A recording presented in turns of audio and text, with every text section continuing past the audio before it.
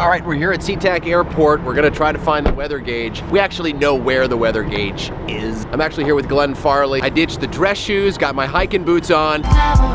Whenever we talk about rainfall, we talk about how it's so dry. SeaTac is the official gauge. I'm here to tell you, it's pretty dry here.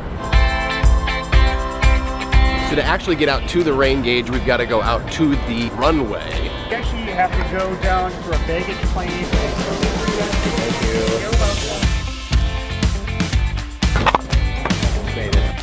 We're under the airport right now. Right above me is Starbucks and everybody trying to catch a flight, and we're down here where they sort the bags. Really loud. I'm out on the airfield right now doing an escort. Wouldn't it be funny if it started raining right now? That'd be bad. We'd be okay with So if you can see it, there's a line right there. Apparently that's called the line of death. Don't go on the runway without permission. There it is. Wow, there it No, is. this is exciting. That's it. That's it right there. The gauge. Let's go look at it.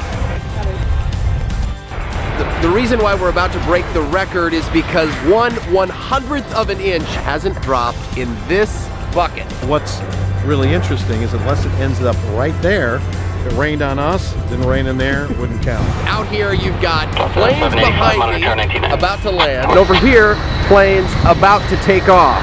And you can see it and smell it and feel just how dry it is even out here by the rain gauge. The big question is, are we gonna see rain in this gauge anytime soon? Ben Derry has a look at that.